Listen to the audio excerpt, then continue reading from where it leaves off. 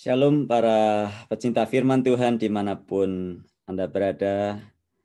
Hari ini kita akan terus belajar firman Tuhan. Terus setia belajar firman Tuhan, ayat demi ayat, secara urut, kitab demi kitab, supaya kita mendapatkan pemahaman firman Tuhan secara utuh. Kita tiba di Matius pasal 9, ayat 16 dan ayat yang ke-17. Demikianlah firman Tuhan, tidak seorang pun menambahkan atau menambalkan secarik kain yang belum susut pada baju yang tua. Karena jika demikian, kain penambal itu akan mencabik baju itu, lalu makin besarlah koyaknya. Ayat 17, begitu pula anggur yang baru tidak diisikan ke dalam kantong kulit yang tua. Karena jika demikian, kantong itu akan koyak, sehingga anggur itu terbuang dan kantong itu pun hancur. Tetapi anggur yang baru disimpan orang dalam kantong yang baru pula, dan dengan demikian terpeliharalah kedua-duanya.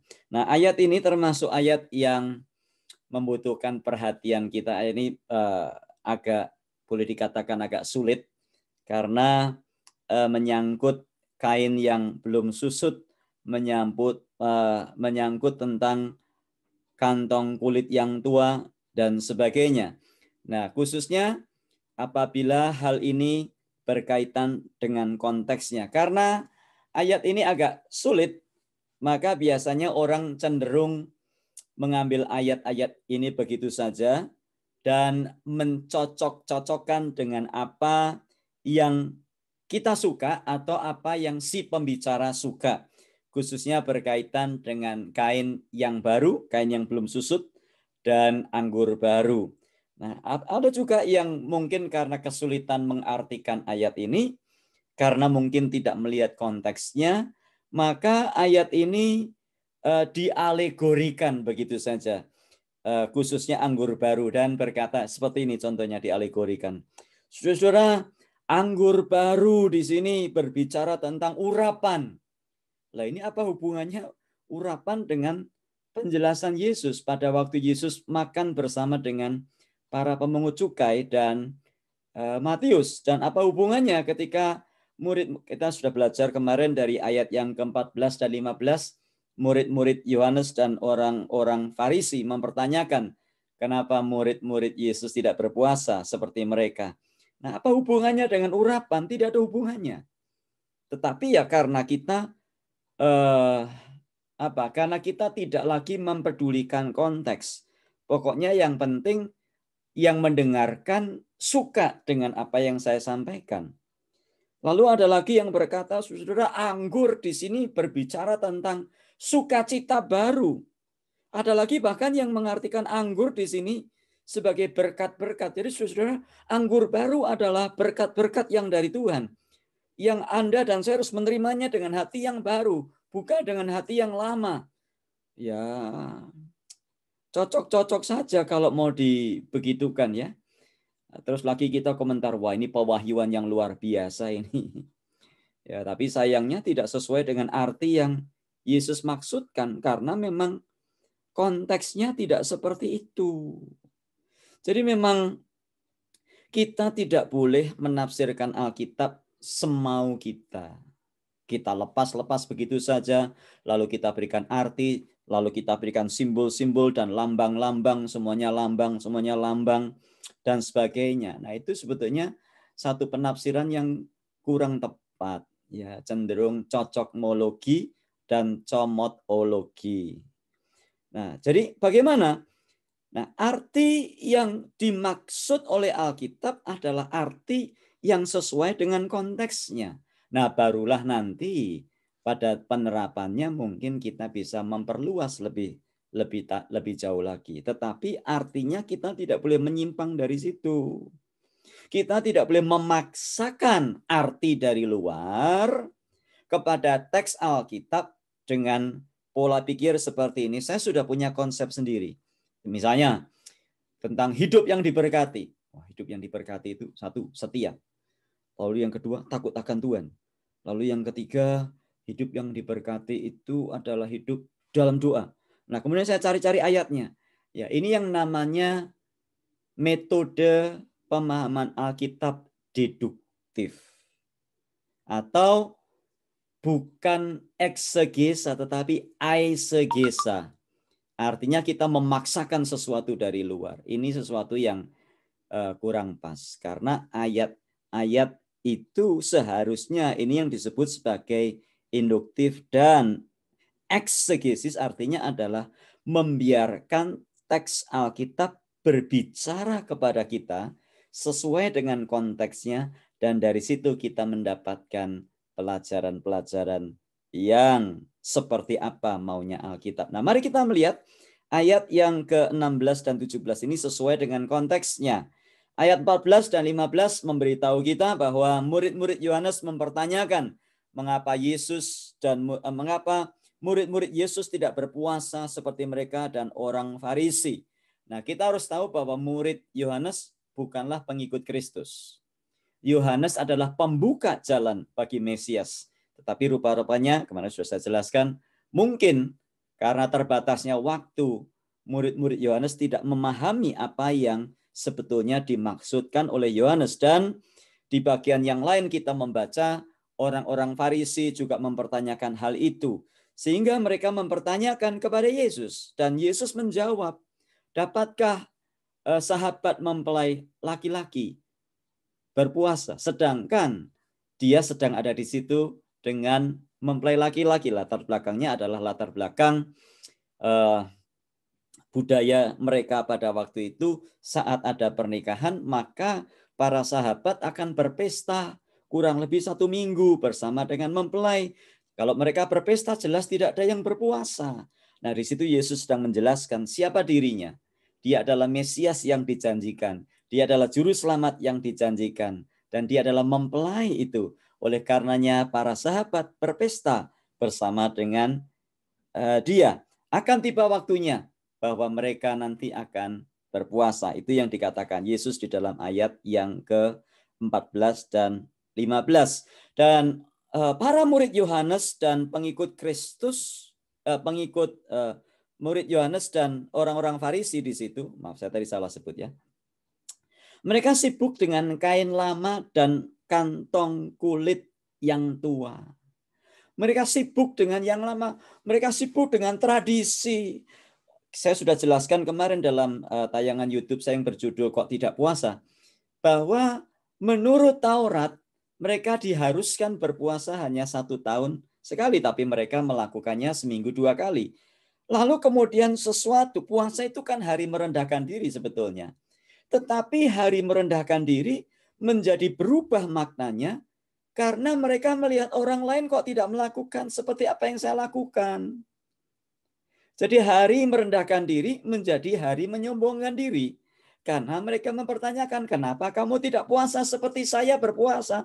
Padahal puasa yang saya lakukan itu adalah puasa yang hanya merupakan tradisi, bukan diperintahkan. Tetapi karena sudah berjalan sekian lama, tradisi, kebiasaan yang sudah sekian lama, itu menjadi kenyamanan bagi saya. Dan murid-murid Yohanes dan orang-orang Farisi nyaman dan menikmati tradisi-tradisi mereka, dan mereka memaksakan itu kepada orang lain. Padahal orang lain sedang menikmati anggur yang baru. Padahal orang lain sedang menikmati kain yang belum susut, kain yang baru tadi. Yang dimaksudkan adalah murid-murid Yesus sedang bersama-sama dengan Yesus menikmati satu pembaharuan, menikmati satu transformasi. Tetapi orang-orang tadi enggak. Harusnya mereka puasa sama dengan kita. Nah, memang saudara-saudara tidak satu pun dari kita yang suka melepaskan apa yang selama ini sudah nyaman bagi kita. Bahkan pada waktu sesuatu itu sudah menguasai kita, sehingga menguasai pandangan kita tentang realitas, tentang moralitas, tentang agama, biasanya kita sulit berubah. Misalnya begini, kita sudah terlalu lama berada di dalam sistem dunia atau pola agama yang kita anut di dalam dunia. Lalu datang pengajaran Yesus, sesuatu yang baru, anggur baru. Nah, kita inginnya adalah mencampurkan apa yang Yesus ajarkan itu dengan konsep-konsep kita sendiri, dengan tradisi-tradisi kita sendiri, dengan hal-hal yang lain. Sehingga muncul kesalahpahaman, muncul hal-hal justru yang mengacaukan. Jadi kita memiliki kecenderungan untuk memasukkan sesuatu yang kita sukai. Bahkan baik itu pengalaman ataupun agama, dalam konteks yaitu berdasarkan konteks agama atau pengertian kita yang lama dan membuatnya tidak sesuai. Nah, maksud Yesus di sini adalah bahwa apa yang dia bawa tidak dapat disesuaikan dengan tatanan lama dan bentuk-bentuk yang lama, karena dengan melakukan itu justru kita akan menghadapi yang namanya kerusakan, baik yang lama maupun yang baru. Akhirnya campur-campur. Apa yang Yesus bawa adalah baru, segar, transformasional, dan itu akan merobek apapun yang mencoba untuk memaksanya melakukan, memahami, dan mengalami. Nah, biasa orang pada masa itu membawa anggur itu di dalam kantong kulit. Nah, kenapa? Karena terjadi fermentasi di situ, sehingga anggur itu kian lama kian nikmat. Nah, anggur yang baru tidak bisa diletakkan di dalam kantung yang tua. Kenapa? Karena bisa jadi kantong itu akan robek, atau yang kedua, sisa-sisa fermentasi yang lama akan mempengaruhi anggur yang baru sehingga rusak semua. Sehingga tidak tepat dan tidak cocok. Nah, mengikut Yesus adalah mengikuti sistem kerajaan Allah. Bukan mengikuti sekedar agama. Bukan mengikuti sekedar kepercayaan. Dan tidak bisa dicampur dengan hal-hal yang lain. Atau dicocok-cocokkan dengan apa yang selama ini sudah nyaman dan nikmat bagi pandangan kepercayaan kita sendiri.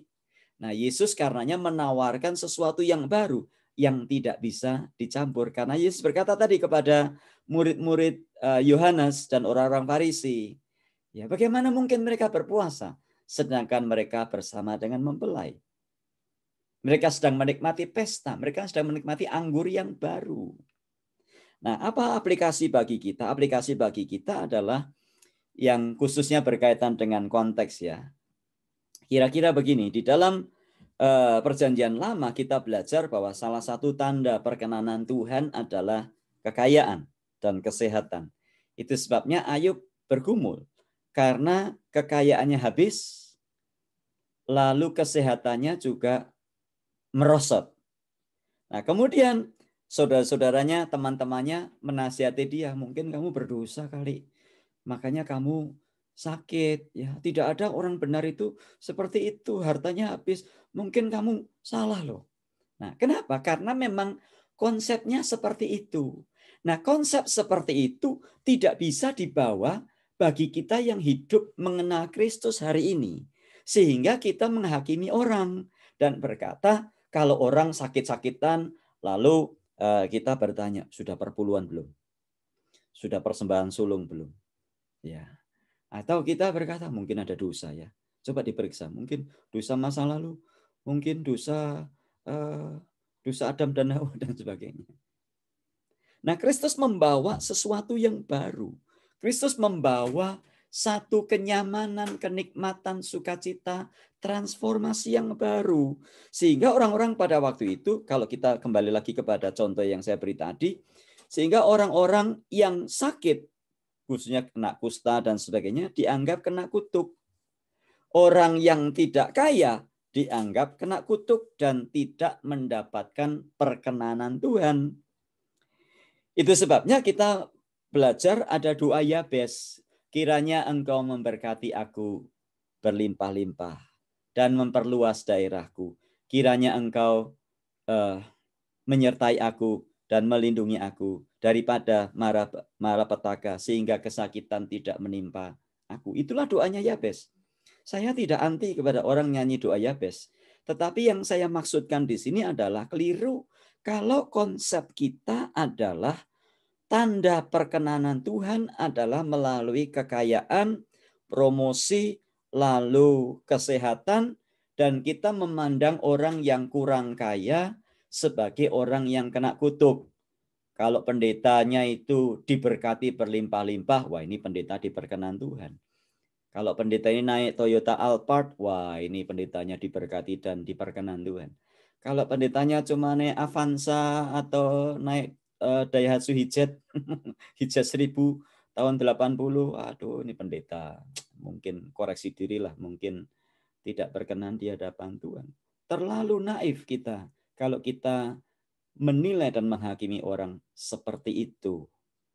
Karena kalau kita, nah inilah yang terjadi dengan kita menggunakan, kita suka dengan kantong yang lama. Kita suka dengan kantong kulit yang tua tadi. Kita tidak siap menerima yang baru dari Tuhan. Sehingga kalau ada orang sakit sedikit, kita mulai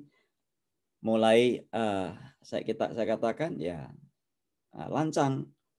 Kita mulai menghakimi dan bukan menghibur, menguatkan, bukan mendoakan, tapi justru kita menghakimi. Nah, bagaimana? Apa yang kita maksud di sini adalah, apa yang saya maksud di sini adalah ketika Yesus datang, Dia adalah kelimpahan dan perkenanan yang sesungguhnya. Itu sebabnya Yesus berkata, Yohanes 10 ayat 10, pencuri datang hanya untuk mencuri, membunuh, membinasakan. Aku datang supaya mereka memiliki hidup dan memilikinya di dalam segala kelimpahan. Yesus sudah hadir dalam hidup kita. Yesus sudah hadir dalam hidup Anda. Dan Anda dan saya, kalau kita memiliki Yesus dalam hati, saudara dan saya adalah orang-orang yang diperkenan oleh Tuhan. Jadi perkenanan Tuhan dinyatakan dengan hadirnya Yesus di dalam hidup kita. Sehingga kita berani berkata, Christ is enough for me. Rasul Paulus di dalam 2 Korintus pasal 12, Paulus berkata, karena itu aku senang dan rela di dalam kesesakan, di dalam kelemahan, di dalam penderitaan, di dalam aniaya. Karena waktu aku lemah, aku kuat. Nah, bukan berarti bahwa saya memegang teologi penderitaan, bukan. Bukan teologi penderitaan, bukan teologi kemakmuran. Tetapi teologi Alkitab, teologi firman Tuhan yang mengajarkan bahwa Yesus adalah tanda perkenanan Tuhan di dalam hidup kita. Waktu Anda dan saya memiliki Yesus, kita mendapatkan perkenanan Tuhan. Waktu kita harus pulang, waktu kita mati, waktu kita meninggal nanti. Entah caranya bagaimana. Mungkin caranya ada yang mati tua, ada yang karena sakit, ada yang kecelakaan, ada banyak satu dan lain hal yang lainnya. Kita bersama dengan Kristus selamanya. Dan itulah yang dijanjikan. Apakah kita boleh kaya? Tentu saja boleh. Kaya adalah apa yang terserah kepada kita. Siapa kita melarang orang untuk kaya? Tetapi kita tidak boleh menganggap bahwa kekayaan adalah tanda perkenanan Tuhan. Nah, orang-orang lain banyak itu yang kaya. Bahkan orang-orang kaya yang di Amerika di sini, mereka bukan orang-orang yang kenal Tuhan. Ada yang tidak kenal Tuhan, ada yang ateis justru. Apakah berarti Tuhan berkenan kepada mereka? Nah, saya mengajak kita belajar Alkitab dengan pemahaman yang benar, dengan hati yang diperbaharui, sehingga kita tidak memaksakan apa yang berasal dari kantung yang lama. Tadi, karena kita punya konsep sendiri. Kalau sakit, wah mungkin ada dosa. Kalau tidak kaya, wah mungkin ada salah ini yang harus dikoreksi. Karena kita punya konsep kekayaan dan kesehatan adalah tanda hidup yang diberkati. Jadi kita boleh saja kaya, tetapi jangan berkata bahwa kekayaan adalah tanda perkenanan Tuhan. Jangan mengukur perkenanan Tuhan dari merek mobil. dan kompleks rumah di mana kita tinggal. Kita keliru. Ya, orang di luar Kristus banyak yang lain. Jadi, bagaimana kita harus bersikap dalam hidup sehari-hari? Belajarlah dari Kristus. Belajarlah dari Tuhan Yesus Kristus. Supaya kita terus dari hari ke hari diperbaharui. Konsep-konsep yang lama kita tinggalkan. Dan kita mengenakan pakaian yang baru bersama dengan Tuhan Yesus Kristus. Jangan menurut agama saya dulu. Jangan menurut apa yang dikatakan dunia. Tapi menurut apa yang dikatakan Kristus. Dengan perkataan, dengan firman Kristus, dengan firman Tuhan itulah kita hidup dari hari ke hari. Selamat menikmati anggur yang baru dengan tempat yang baru. Tuhan memberkati kita dan mari kita berdoa. Terima kasih ya Tuhan untuk firman-Mu. Tolong kami Tuhan untuk menerima pola pikir kerajaan Allah itu lebih dari segala-galanya. Sehingga kami berani menanggalkan konsep-konsep yang lama. Dan kami tidak mencampurkan itu sehingga terjadi kerusakan. Tuhan tolong kami supaya kami terus punya hati seorang murid yang mau diajar. Punya hati yang terus bertobat dari hari ke hari. Supaya kami terus diperbaharui. Terpujilah Engkau kekal selamanya. Dalam Tuhan Yesus kami berdoa. Amin. Tuhan memberkati kita dan sampai jumpa esok hari. Bila Tuhan izinkan kita akan lanjutkan di dalam ayat-ayat selanjutnya. Terus belajar firman Tuhan. Haleluya.